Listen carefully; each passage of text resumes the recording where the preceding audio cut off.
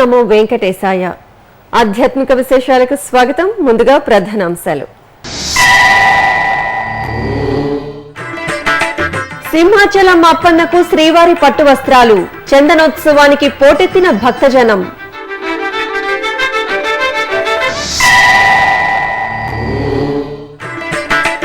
ఉచిత వివాహాల నమోదుకు online application సిద్ధం. ప్రత్యేక పూజలతో నమోదు ప్రక్రియ ప్రారంభం.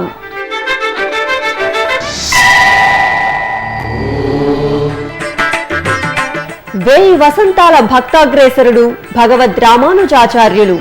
నేటి నుంచి సహస్రాబ్ది ఉత్సవాలు ప్రారంభం.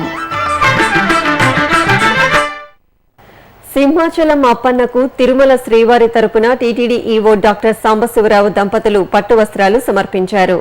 చందనోత్సవాన్ని పురస్కరించుకుని సోమవారం తెల్లవారుజామున సింహాచలం అప్పన్న ఆలయంలో ఈవో దంపతులు ఈ పట్టు వస్త్ర సమర్పణ చేశారు. ఇక చందనోత్సవం సందర్భంగా అప్పన్న నిజరూప దర్శనం కోసం భక్తులు పెద్ద ఎత్తున తరలివచ్చారు. తొలుత స్వామివారికి కలశాభిషేకం నిర్వహించి స్వామివారి నుంచి చందనం వేరు చేశారు. ఆపై అప్పన్నకు షోడశోపచార పూజలు నిర్వహించాక ఆలయ అనువంశిక ధర్మకర్త పూసపాటి అశోక గజపతిరాజు తొలి దర్శనం చేసుకున్నారు. అలాగే రాష్ట్ర ప్రభుత్వం తరపున దేవాదాయ శాఖ మంత్రి పైడికొండల మాణిక్యాలరావు, విద్యాశాఖ మంత్రి గంటా శ్రీనివాసరావులు పట్టు వస్త్రాలు సమర్పించారు. అనంతరం టీటీడీ ఈవో డాక్టర్ సాంబశివరావు దంపతులు పట్టు వస్త్రాలు సమర్పించారు. చందనోత్సవం సందర్భంగా పలువురు ప్రముఖులు స్వామివారిని దర్శించుకున్నారు. ఆన్లైన్లో ఉచిత వివాహాలు నమోదు చేసుకునే ప్రక్రియను తిరుమల తిరుపతి దేవస్థానం సోమవారం ప్రారంభించింది. తిరుమలలోని కళ్యాణ వేదికలో వివాహాలు జరుపుకోవాలనుకునే భక్తులు ఇకపై ఆన్లైన్లో నమోదు చేసుకునే సౌలభ్యాన్ని అందుబాటులోకి తెచ్చింది. అలాగే కరెంట్ బుకింగ్తో పాటు దేశవ్యాప్తంగా ఉన్న టీటీడీ ఈ దర్శన్ కౌంటర్లలో కూడా ఉచిత వివాహాల నమోదు చేసుకోవచ్చు.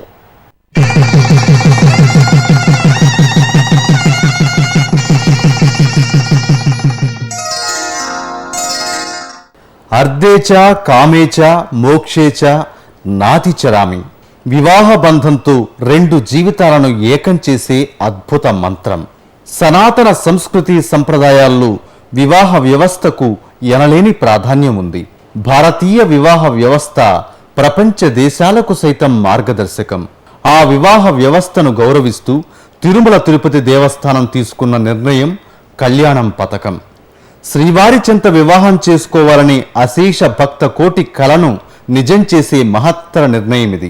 తిరుమలలోని కళ్యాణ వేదికలో వివాహం చేసుకునే జంటలకు ఎలాంటి రుసుం తీసుకోకుండా అన్ని సౌకర్యాలను ఉచితంగా అందించడమే ఈ పథకం ముఖ్య ఉద్దేశం. అందులోనూ ఎలాంటి అవకతవకలకు తావు లేకుండా అత్యంత పారదర్శకంగా సులభతరంగా వివాహాలను జరుపుకునే వీలు కల్పిస్తోంది. ఏప్రిల్ 25వ తేదీన ప్రారంభమైన కళ్యాణం పథకంలో ఇప్పటిదాకా కరెంట్ బుకింగ్ విధానం ద్వారా వివాహాలు జరుగుతున్నాయి.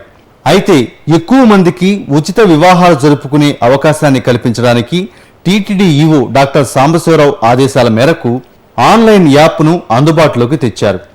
ఈ నేపథ్యంలో ఈ నెల 9వ తేదీ నుంచి ఆన్లైన్లో ఉచిత వివాహాల నమోదును టీటీడీ అధికారులు ప్రారంభించారు.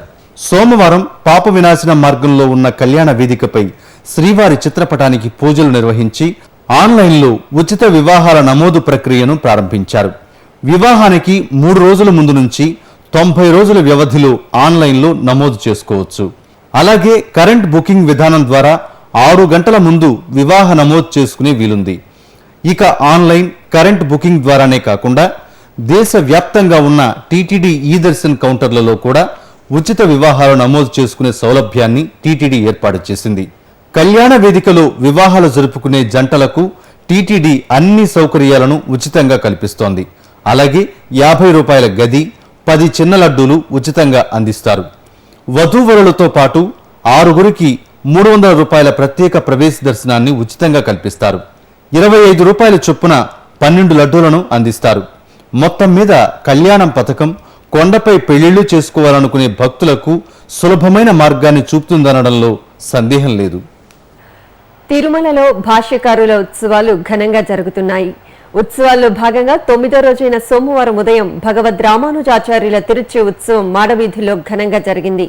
ఆలయ జీయంగార్లు, అర్చకులు, అధికారులు ముందు నడవగా తిరుచిపై కొలువుదీరిన రామానుజాచార్యులు తిరుమాడ వీధుల్లో విహరిస్తూ భక్తులకు కనువిందు చేశారు. అలాగే తిరుపతి శ్రీ గోవిందరాజస్వామి వారి ఆలయంలో భాష్యకారుల ఉత్సవాలు ఘనంగా జరుగుతున్నాయి. 10 రోజుల పాటు నయనానందకరంగా జరుగుతున్న ఈ ఉత్సవాల్లో భాగంగా సోమవారం ఉదయం భగవద్ రామానుజాచార్యుల వారికి తిరుచి సేవను వైభవంగా నిర్వహించారు. రామానుజాచార్యుల వారు తిరుచిపై పెదమాడ వీధుల్లో విహరించారు.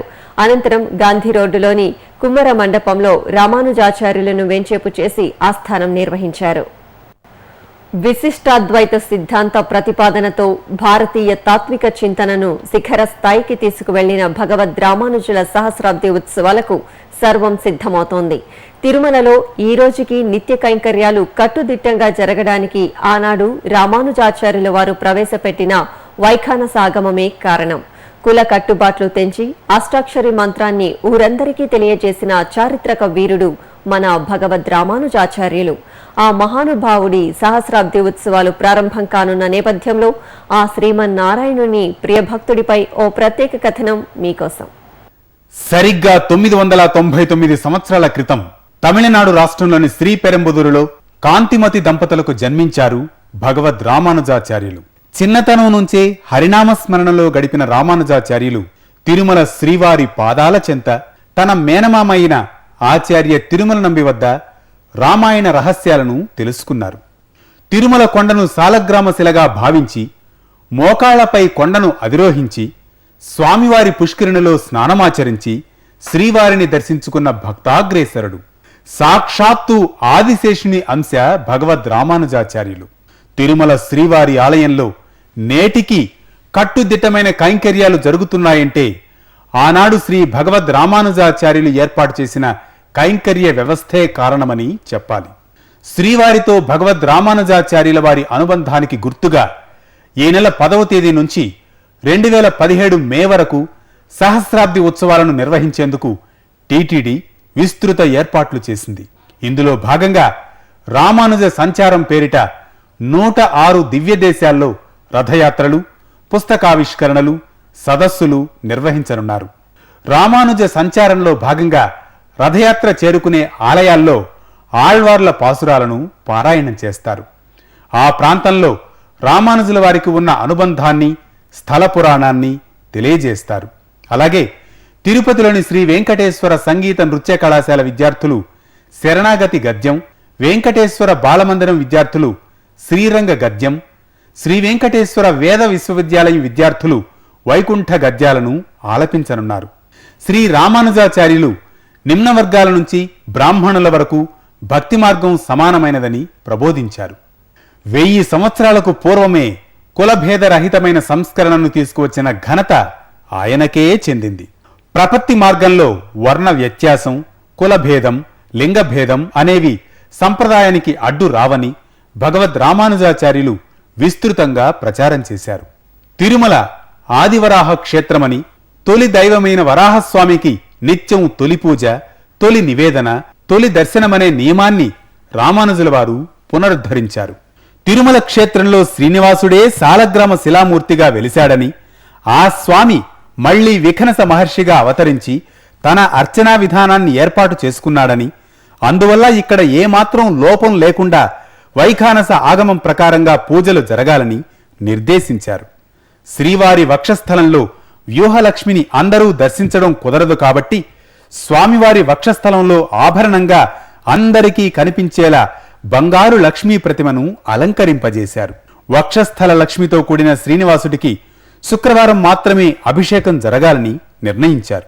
బాగ్ సవారీ ఉత్సవం, తన్నీరముదోత్సవాలను ఏర్పాటు చేయడంతో పాటు తిరుచానూరు పంచమి నాడు అమ్మవారికి సారె ఏర్పాటు చేసింది కూడా రామానుజాచార్యుల వారే.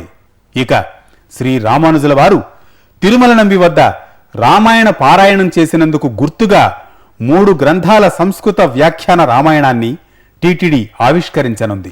తిరుపతిలోని మహతీ కళాక్షేత్రంలో మంగళవారం ప్రారంభ కార్యక్రమాలు ఘనంగా జరగనున్నాయి. ఈ కార్యక్రమానికి తెలుగు రాష్ట్రాల ఉమ్మడి గవర్నర్ శ్రీ ఈఎస్ఎల్ నరసింహన్ ముఖ్య అతిథిగా హాజరు కానున్నారు. ఓం నమో వెంకటేశాయ. శ్రీ రామానుజుల వారి 1000వ జయంతి ఉత్సవాలని సంవత్సరం పాటు మనం జరుపుకోబోతా ఉన్నాము. ఇప్పుడు 999వ జయంతి ఉత్సవం మే 10వ తారీఖున మొదలవుతుంది. వచ్చే సంవత్సరం మే వరకు కూడా రామానుజుల వారి సహస్రాబ్ది ఉత్సవాలను చేపట్టబోతా ఉన్నాము. దాంట్లో భాగంగా రామానుజుల వారి సంచార రథాన్ని ఏర్పాటు చేసుకుని దాంట్లో 106 దివ్య దేశాలకి కూడా మన టీమ్స్ వెళ్తారు. ఈ 106 దివ్య దేశాలని 30 క్లస్టర్స్గా డివైడ్ చేసి అక్కడ కొన్ని ప్రోగ్రామ్స్ మరియు శ్రీనివాస కళ్యాణాన్ని కూడా మనం ఆర్గనైజ్ చేస్తున్నాము. ఈ సందర్భంగా శ్రీ రామానుజుల వారు రాసిన కొన్ని బుక్స్ మిగతా వాటిని కూడా పబ్లిష్ చేయటము, ప్రజలందరికీ ఈ సాహిత్యాన్ని అందజేయటం చేయబోతా ఉన్నాము. ఈ కార్యక్రమాన్ని 10వ తేదీన ఏపీ తెలంగాణ రాష్ట్ర గవర్నర్ గారు దీన్ని లాంచ్ చేయబోతున్నారు ఫార్మల్గా. ఓం నమో వెంకటేశ్వర.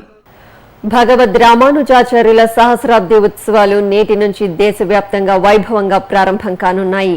తిరుమల తిరుపతి దేవస్థానం భక్తాగ్రేసరునికి సహస్రాబ్ది ఉత్సవాలను వైభవంగా నిర్వహించడానికి ఏర్పాట్లు పూర్తి చేసింది. ఉత్సవాల్లో భాగంగా 106 దివ్య దేశాల్లో భగవద్ రామానుజాచార్యుల వారి విశిష్టతను వివరిస్తూ ప్రత్యేక రథం సంచరించనుంది. తిరుమలలోని శ్రీ బేడి ఆంజనేయ స్వామివారి ఆలయం ముందు రామానుజాచార్యుల వారి ప్రచార రథం, శ్రీవారి కళ్యాణ రథాలను ఈ రోజు తెలుగు రాష్ట్రాల గవర్నర్ శ్రీ ఈఎస్ఎల్ నరసింహన్ లాంఛనంగా ప్రారంభిస్తారు. ఈ సందర్భంగా రథాన్ని సర్వాంగ సుందరంగా ముస్తాబు చేశారు. ఇప్పుడొక చిన్న విరామం.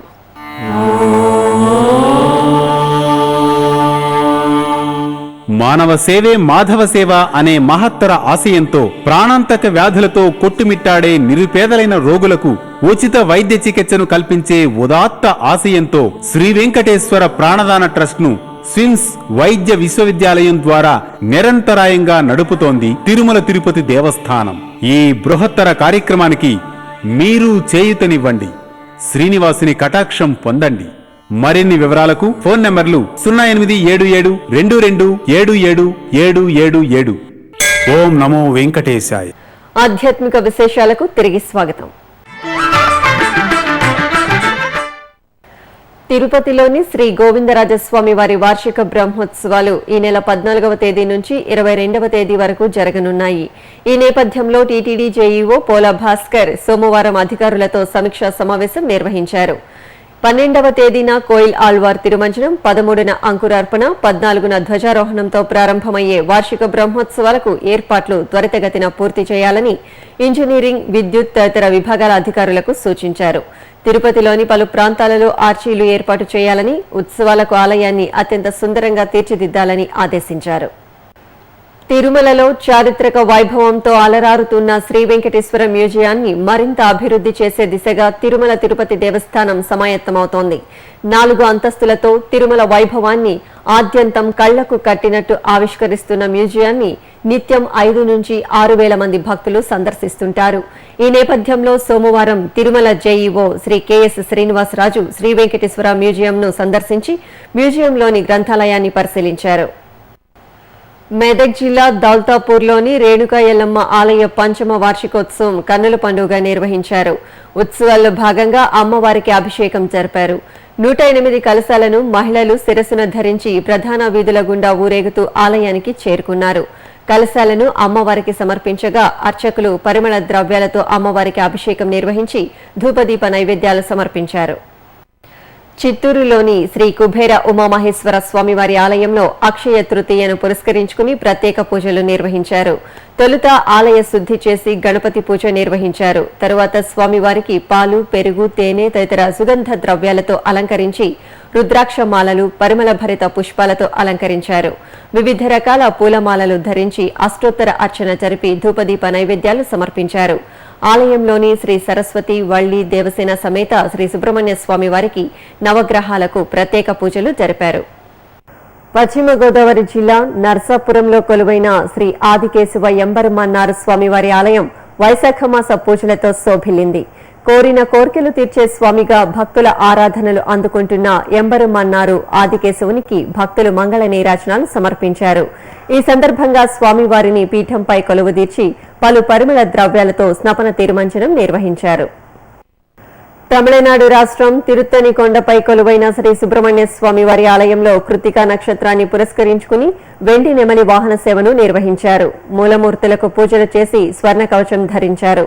తరువాత శ్రీ వల్లి, దేవసేన సమేత శ్రీ సుబ్రహ్మణ్య స్వామి వార్లను పట్టు వస్త్రాలు, పరిమళ పుష్పాలతో సర్వాంగ శోభితంగా అలంకరించి వెండి నెమలి వాహనంపై కొలువుదీర్చారు. మేళతాళాలు, మంగళ వాయిద్యాల మధ్య స్వామివారిని ఊరేగించారు. భాగ్యనగరం సరూర్ మండలంలో కొలువైన శ్రీ వైష్ణవి పీఠంలో విశ్వశాంతిని కోరుతూ వైష్ణవి మహాయాగాన్ని నిర్వహించారు. అమ్మలగన్న అమ్మను అర్చిస్తూ చేసే వైష్ణవి యాగంతో లోకం సుభిక్షంగా ఉంటుందని నమ్మిక. ఈ సందర్భంగా కలశ పూజ, గణపతి పూజ, విశ్వక్సేన ఆరాధన, పుణ్యాహవచనం నిర్వహించారు. తరువాత వేద పండితుల వేదమంత్రోచ్చారాల మధ్యన పూర్ణాహుతి సమర్పించారు.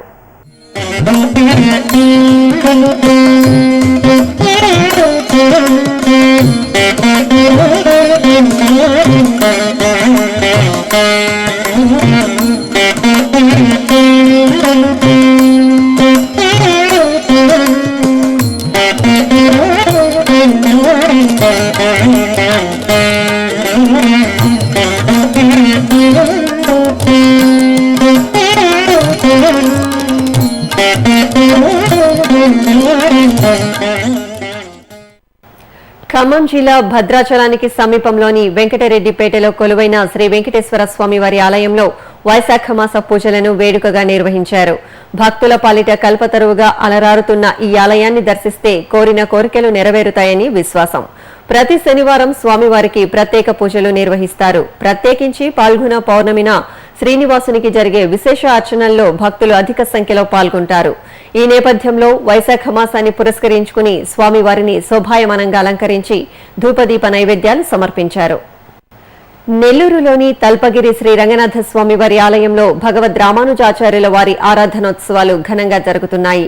ఉత్సవాల్లో భాగంగా రామానుజాచార్యులు వివిధ వాహన సేవల్లో తిరువీధి విహారం చేస్తూ భక్తులకు దర్శనమిస్తున్నారు. ఈ మేరకు స్వామివారిని పెద్దశేష వాహనంపై కొలువుదీర్చిన అర్చకులు మంగళహారతులు సమర్పించి పురవీధిలో ఊరేగించారు. మేళతాళాలు, మంగళ వాయిద్యాల మధ్యన సాగిన నగరోత్సవం భక్తులకు నేత్రానందాన్ని కలిగించింది. ప్రకాశం జిల్లా ఒంగోలులో కొలువైన శ్రీరామాలయంలో లక్షమల్లెల అర్చన కన్నుల పండుగ నిర్వహించారు. ఆలయ ప్రాంగణంలో ఏర్పాటు చేసిన చక్కటి వేదికపై సీతారాములను కొలువుదీర్చారు. భక్తులు సీతారాముల ముందు బారులు తీరి లక్షమల్లెలతో అర్చించారు. అనంతరం ధూపదీప నైవేద్యాలు సమర్పించి హారతులు సమర్పించారు. లక్షమల్లెలలో ఆదర్శ దంపతులను దర్శించుకుని భక్తులు పరవశులయ్యారు.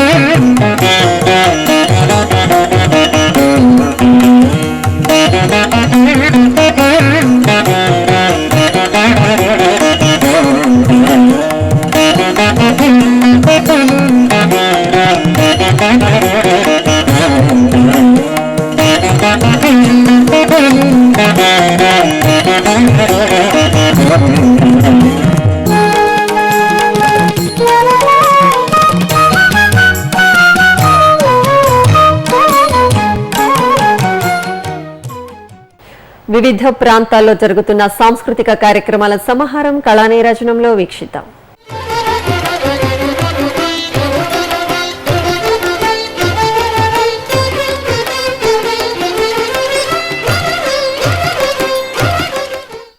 తిరుమల శ్రీ వెంకటేశ్వర స్వామి వారి నిత్య కైంకర్యాలకు ఒక రూపం, క్రమ పద్ధతిని ప్రవేశపెట్టిన వారు శ్రీమద్ భగవద్ రామానుజాచార్యుల వారు.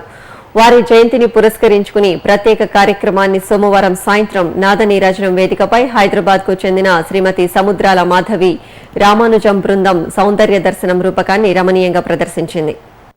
ఒక భిక్షగా వేవేల ఏళ్ల వరకు మానవ జాతికి రక్షగా వేల సాంప్రదాయమిచ్చిన ఒక భిక్షగా. ఆధ్యాత్మిక విశేషాలు ఇంతటితో సమాప్తం. తిరిగి మధ్యాహ్నం 1 గంటకు ప్రసారమయ్యే ఆధ్యాత్మిక విశేషాల్లో మళ్లీ కలుసుకుందాం. ఓం నమో వెంకటేశాయ.